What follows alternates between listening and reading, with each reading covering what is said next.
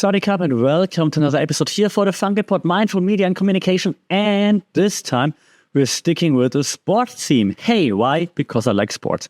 We just had the Euro 2024 special, so to speak. So if you didn't watch it, listen to it, check it out, where I explain the media involvement in all things Euro Championships, from like framing, hosting, economics, and so on. It's the last episode that's on the channel right now, so check it out on Spotify, YouTube, wherever you get your podcast, video, audio fixes. I'm there, TikTok, Instagram, check it out, FunkedPod, talking about Euro 2024. Today, however, it's not about football. Is it basketball? No, it's not. It's I don't want to say like a smaller sport, but it's my main sport, actually, and that's why I'm so into it. I think it's quite fitting because right now, as you know, this podcast comes to you from Bangkok, Thailand, and I try to say it like as American as possible, Bangkok, Thailand. Well, right now there's the finals of the Volleyball Nations League here, and if you don't know, now you know, to steal a quote from Dana White.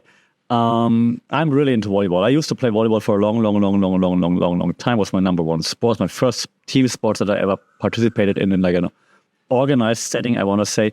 I've got a volleyball tattoo on my arm, so it's really like important to me. And so I figured, hey, now that the VNL is here, the Volleyball Nations League, the final for the women's is in Bangkok. I thought it's a good opportunity to look into like, why is volleyball not more popular? Actually, if you look at the numbers in terms of like registered players around the world, volleyball is like one of the top sports when it comes to like volleyball, like club members, right? Like active club members. So, but why is it not more famous? Why are there no more TV, deals? Why can't you really find any volleyball matches on live TV and so on? Why is it not as cool as other sports? So that's what we're trying to figure out today, okay? So I'm going to throw a few media series, as always, at you, of course. Maybe some even that you haven't heard of before, which, again, good, because that's what you're here for. And I hope we take away a little bit of like inspiration and maybe a few ideas in regards to how to get volleyball onto the next.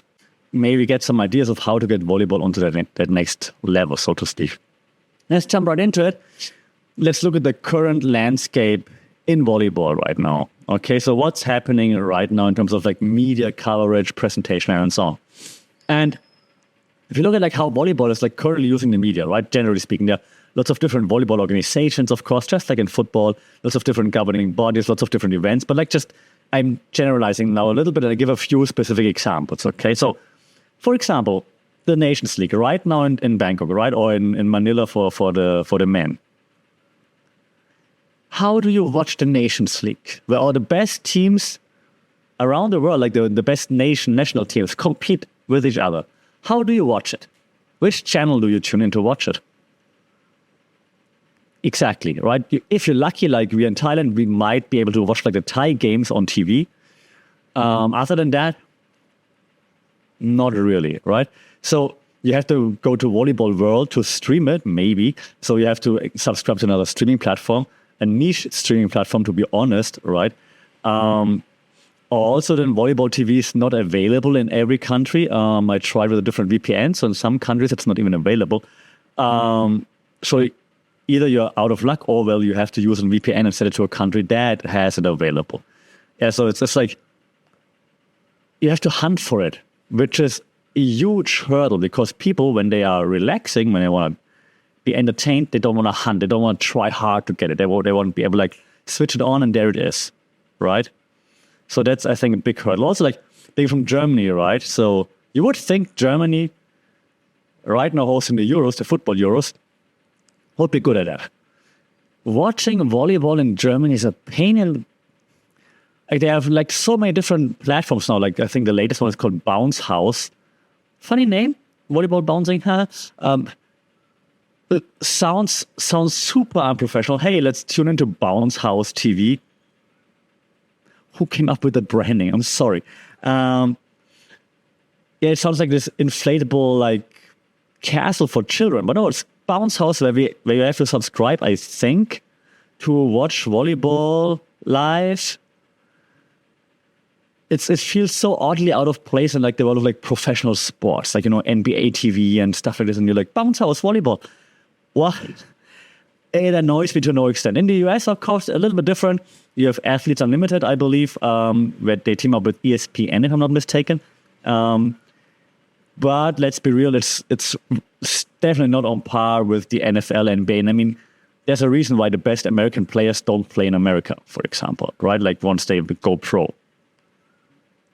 So that leads us to like a few different challenges in the media coverage, right? So there are lots of hurdles that volleyball is facing, like mostly limited visibility compared to like all the other major sports. The audience, super fragmented, right? Like hardcore volleyball fans, they go all the way to figure out like how to watch it. But like people who just enjoy a little bit of volleyball, they're not gonna go like hard and try to figure out how do I watch Brazil versus China, for example. So, and the engagement levels with the audience, best described as, so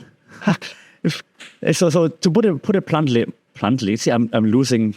I'm so into that because volleyball used to be my life. So I'm like, oh. So if I put it bluntly, there you go. Those current media strategies, and as someone who's teaching that stuff, I'm so annoyed by it. Those strategies right now, they're as cohesive as, I don't know, baby, the toddler's like crayon drawing or whatever. I don't know, like something that's not cohesive. You get the point. We need a game plan. We need a game plan that works, okay? That's the most important thing right now. So let's try to apply some media theories to volleyball. And I start with the few obvious ones, and then I hopefully can add a few new ones, okay? So the one that we always talk about in every single episode, in this one too, because I want to make a point of like really understanding it, is again, you say it out loud and proud. Which one is the main theory we always talk about on this podcast? Exactly. Agenda setting theory, right? One more time. This theory suggests that the media doesn't tell us what to think, but rather what to think about. So volleyball organizations, like be it VNL, FIVB, AVP, whatever, you name it, they need to create like more newsworthy events to grab the media attention, okay? And I'm not saying like we need like more Kardashian kind of stuff like behind the scenes. No, but I mean, they wonder why no one cares about the VNL because they only advertise it while it's happening. It's like, okay, then, I don't even know, a year break? I don't even know. And I'm really torn about it. And it's break, no one talks about it, and then here we go again. It's like, that's not how it works. It needs to be more coherent, okay? It cannot be like just here VNL and then nothing, then now again, and then nothing.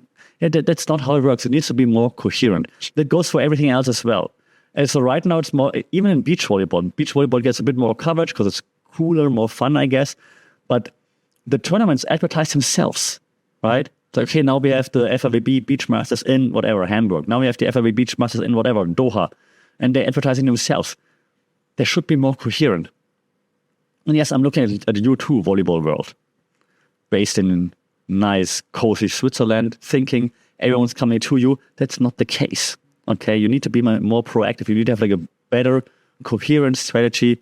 If you want to be the go-to platform for volleyball, great. Yes, good idea. But then be better at it. Okay.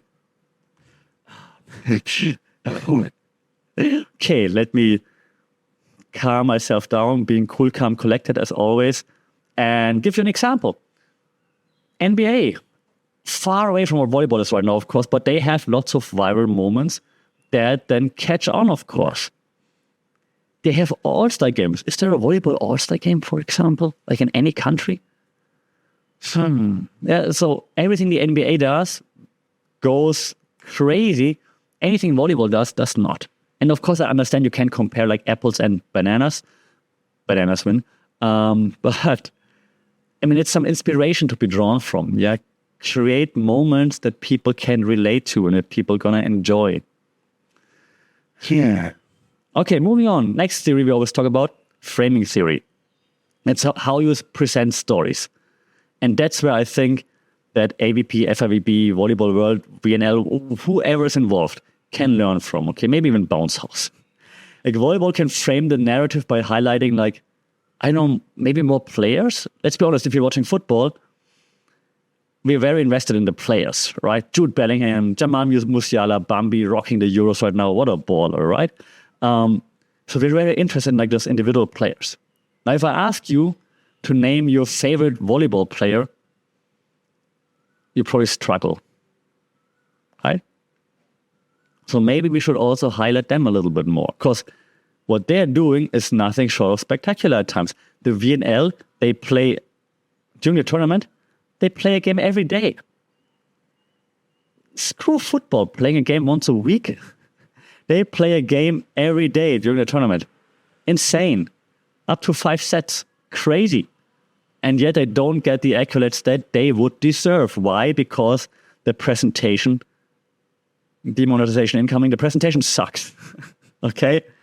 So again, I'm sticking with the NBA because NBA fan, but also football, right? So storytelling, NBA is great at storytelling. They highlight like players like backstories, for example, like Stephen Curry when he breaks another 3-point record, for example. Wemby's rise to stardom from France, now Rookie of the Year, for example, right? So tell more stories. I have a podcast, I think a few weeks ago, I talk about storytelling. If you need help, Volleyball World, VNL, AVP, FIVP, maybe not AVP, FIVP, weird ball. Nice ball, but just different. Actually, I like the AVP ball better than the FIVP ball. Doesn't matter. If you need help telling stories in volleyball, reach out. I might even help you for free because I want volleyball to be more successful. So tell stories about teams, about players, about, backstories, like why are they competing, like what's on stake, like why this tournament is so important. We need more stories. No one knows anything. Yeah. Okay. Third theory we always talk about on this podcast, use and gratification.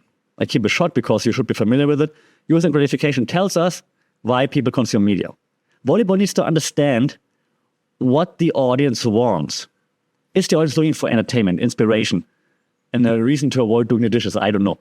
Like tailor the content to those needs. So different kinds of content focusing on different needs. If you have different types of content, you reach a wider audience. You reach more audience segments, okay? And if you reach different segments, then you also have different entrance points to your story. If you only tell one-way story in one certain way, for volleyball hardcore fans like me, like, yes, I want to see it. But my mom, my sister, whoever is not that much into volleyball, they're not into like the hardcore facts about volleyball. They want to see like that inspirational story, that rivalry, that whatever it might be. So if you have different types of stories you can tell, you can reach different audiences, you have different entrance points to your volleyball universe, meaning you can create a bigger story, a bigger, universe, and get more people involved. It's not that difficult. So tailor the content based on audience needs. Segment the audience, find their needs, give them what they want, what they enjoy, what they are looking for. Now, again, NBA uses this like very well. They analyze data to understand like what content works best for different platforms. They have different content on TikTok compared to Instagram, compared to YouTube. They even have like country-specific content, right? Where they highlight like French players, for example, like Wemby, for example, the new guy Alex Sarr, who's upcoming in the next draft, I believe. They highlight like Spanish players, the Gasol brothers, for example, right? They highlight German players still with Dirk Nowitzki, forgetting about Dennis Schröder and Maxi Kleber, but it's okay. Still Dirk is everywhere. So that makes sense. So, yeah, give the people what they want. It's not that difficult, especially in 2024. Real-time analytics, using AI to make sense of data, it's not that difficult. You have the money. You're based in Switzerland. Do it. Or in the US, wherever. Do it. Do it. Okay. Cultivation theory, also talked about before, right? Suggests that long-term exposure to media content shapes perception. So that means volleyball needs to build like a long-term engagement with consistent and immersive content. What I said earlier, right? You cannot just throw content at the audience for 3 weeks and then not do it anymore for like 9 months and then do it again. It needs to be coherent, consistent, okay? Ideally immersive so that the audience engages with it. So regular updates, interactive content, continuous fan engagement, that cultivates a loyal fan base, not just here and there a little bit. Yeah? Again, NBA consistently uses social media, even during the off season, right? So that's how you cultivate like this large engaged fan base. Yeah, post regular highlights, of course, player interactions, live updates, off-season updates, what's happening when the season's over, what are the plans, what are the new rules, blah, blah, blah. Yeah, don't just do it like this here and there. Coherent, immersive, it's important. I've got three more actually. Social identity theory. We had it once or twice before. SIT, remember, suggested people sense of who they are is based on their group membership. So group communication is a big thing when it comes to social identity theory. So volleyball already has lots of people playing it, right, on a hobby level. So volleyball can create like a strong community, like an identity by promoting team spirit, fan loyalty. Yeah. They have like those fan clubs, special events, community building activities. Could also be online virtual communities, of course, that could foster like this stronger sense of belonging rather than just, I don't know who to cheer for. Volleyball is in town. Well, volleyball is on. I'm going to watch something else, right? I'm going to watch the 27,000th run of Seinfeld instead. No offense towards Seinfeld. So NBA uses, for example, NBA Twitter, right? Or NBA, is it called NBA X now? Anyway, they have like a really engaged community, for example. They have like their Instagram channel, for example, where they send like push notifications and you can vote right away and like vote on like different stuff. Yeah, that's also nice. You get commentator access and things like that. Yeah, so it makes the fan feel like they're more part of it rather than just watch this now. Okay. And I know the VNL had some interactive engagement, which is good, but I still think it's nowhere near the level where it should be, given how long volleyball has been around, given how good the athletes are by now. I think they should be on a completely different, it should be close to football and basketball and so on. Okay, two more that we didn't talk about that often, but we talked about it before, but not that often. One that I'm really keen on is called diffusion of innovation theory. Okay, so if you've ever wondered, like, why do some innovations take off and why some just flop? And the diffusion of innovation theory explains that a little bit. So in this case, I think volleyball should leverage like new technologies in a sense, in a way that makes it more tangible, more easier to understand. And they're doing it. So they're doing like the challenges, for example, and then they're visualizing it on the screen. And also like when you watch it on TV or in a stream, then they're using like technology to highlight if it's the ball out, was it a touch, and so on. So they're trying. I just think besides that, they could make it a little bit more immersive as well. Okay. I also think, while I say this, going overboard with changes, of course, might also not be the best idea. Like adding like different cards to the system, for example. That's like, what is happening right now? Also difficult. We see it in all sports, though. So we see it in football right now, for example, that only the captain is allowed to talk to the referee. It's a new rule. If someone else talks to him, they get like a yellow card right away.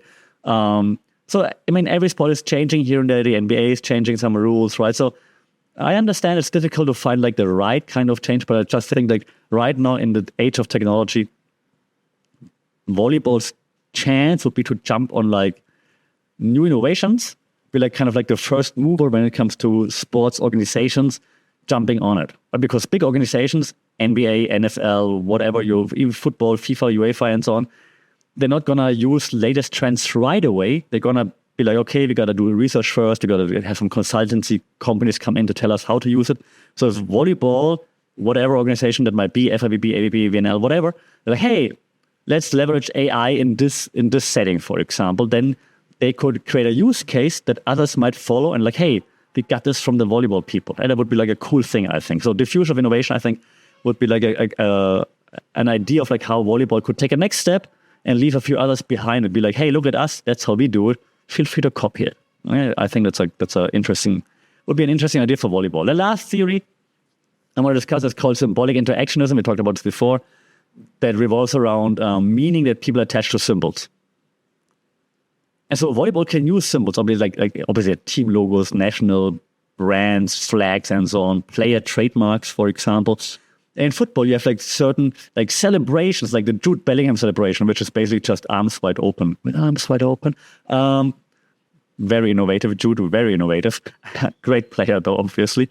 But like in volleyball, we don't really have that. No one really knows it. So highlight this a little bit more. Like add symbols to like different players, to different teams, to have like a higher like relation for the audience. Like, yeah, that's what I identify with. Okay. Memorable match moments should be also like way more highlighted. Like the NBA failed with like NFTs, for example. I'm not saying you do NFTs volleyball, but just something, right? Try something. Okay. So powerful brand identities, individual identities, like every spike, serve, pancake, dig could be like an iconic moment. And I think we should do more there. Okay. Okay. Now, before I wrap things up, I just want to add a few more ideas, like how could volleyball actually leverage all those things? Like, for example, digital platforms like social media.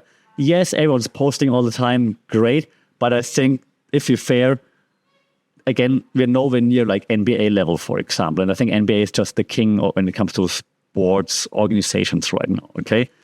They know their platform like your morning coffee routine, okay? Because they're going for engagement, right? They have like insane engagement numbers on IG when Steph Curry broke the 3-point record and whatnot. So I think we can use this to get some inspiration. Don't just copy post by post, obviously, but to get some inspiration, like how often do you post? How do you engage with the fans? Use polls to get some feelers out there, like what do people want right now, and so on. Yeah. So you need more engaging, more shareable content. You don't need like here cool spike content. You need to like frame it, add a story to it. Like I said, it all comes back down to storytelling. Have some bloopers for crying out loud. Yeah, that's a great thing to do. For example, it's fun, right? Some bloopers, like how missed pancakes, or like when something happens during a warm up.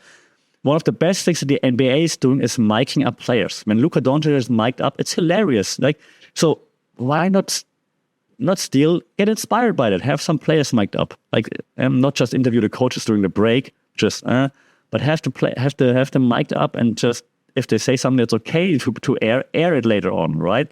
Why not have more live tweets, IGs, whatever? Like, be more creative is what I'm saying. What I'm also saying, the streaming services and digital broadcasting is just freaking annoying. Like, there needs to be something that's more, I'm not a fan of standardization, but something that's more like coherent at least. Make it different, I don't know, different hosts. I don't know. Ideally, it would be like, Volleyball World in theory has a decent idea, but then they're a monopoly, and then you have to do what they're showing, which is also not great, or have to use what they're showing. There must be something better to it. Okay, that's where volleyball has to step up big time. So the highlights on YouTube, for example, the volleyball highlights on YouTube, not great usually, to be honest. Again, VNL, FIVB tournaments are different. The different organizers who created, just generalizing right now, right? Just the quality of work needs to be better. Pay your people more money. I don't know. What would be really cool, not sure if it's feasible, but just imagine if you would watch volleyball and then you could switch camera angles while you're watching it. That would be cool, wouldn't it? So or chat with other fans while you're live streaming it. Get real-time, you're getting some stats, but get more real-time stats, right? I think it wouldn't just make the viewing experience more engaging, but also like attract like younger, like the tech-savvy generation. So utilize it. Like I said earlier, the future of innovation, use those innovations. They're at your fingertips. They're there. You can do it. Just do it. Lastly, in this segment of like what to do, personalization, AI, right? AI is the not secret ingredient to like personalization, because you can analyze data faster. So, and the NBA pulls data from all platforms to understand what works best and tailors the content accordingly. Why doesn't volleyball do that? AI-driven recommendations on volleyball TV, not just like those random, like here's the next game for you to watch. Like, no, personalize the content better. You know who I am. You know what I click on. Give me the content that I want. Not that difficult, to be honest. Okay. Almost there. I have two more things I want to say. When we look at like case studies, for example, like success stories from other sports, if you look at like NFL, they have like had some great ideas with like VR experiences. That's really out there, of course, but they're trying like virtual tours of stadiums and so on. Nice idea. Okay. So again, be innovative is the takeaway here. Okay. You don't need to have like a VR experience of a volleyball stadium, because who cares about where they play, but Innovation, maybe try AR for something. If I watch the game and I hold up my phone and then something pops up, statistics, height of the players, whatever it might be. Okay, so innovation, I said it 1,000 times now. Innovation also means more innovative campaigns. I mean, the AVP did like Athlete of the Day, for example, which was cool. They showcased like players on IG, for example, like how they improved. And from last year to this year, there was a cool idea. More of this. All right, FIVP, VNL could all learn from this. So more of this. You see how I'm really into this. Okay, let me wrap things up. So, your future, like, because I'm in the way of like, I'm writing academic papers right now. So at the end is always like recommendations for future research. So here's the future recommendations. Okay, embrace, and I said one last time, emerging technologies. That's your unique selling point, volleyball. If you move faster than everybody else, then people are gonna copy you. Other sports gonna copy you. Be first, okay? Be bold. Try something. Be a little bit reckless. Why not? Do it, okay? Community building. There are so many registered volleyball players around the world. How can you not utilize this to like the professional stage? Okay, community building, fan engagement. That's the key to success. Lastly, I didn't mention this, but I think that's also like a way to separate yourself from the rest: sustainability and inclusivity. Yeah, you should promote volleyball's role in health and fitness, because I think that can like attract a broader audience. Okay, like more inclusive media practices, reach a diverse audience, show that volleyball isn't as complicated as it's made out to be. That it's fun. That you can just go on a park, take a ball, play some volleyball. Okay? So sustainability, inclusivity, I think can help. And here, to go back to where it started, storytelling. Storytelling will help you attract this diverse fan base if you're able to highlight all the benefits of volleyball. Yeah? So bring it all together, whoever I'm talking to, volleyball people. And if you need help, you reach out. But I can't. This needs to happen in my lifetime. I cannot believe that I'm that old and volleyball is still a niche sport. Seriously. Okay, get your act together. VNL, AVP, FIVP, all the volleyball governing bodies, bounce house. Okay, I'm going to end this here because otherwise I'm going to get even more agitated. But I hope I made some decent points, hopefully. If you have other points that you want to share, if you're a volleyball fan, you're like, yeah, I think that's how volleyball could reach that next level in terms of fan engagement or wider audience. Shout out in the comments, shout out on social media at FunkitPod. Leave a review. That would be fantastic because it always helps to reach a wider audience. So review that thing wherever you listen to it. Until then, stay safe, take care, block well. We talk soon. Sadik up.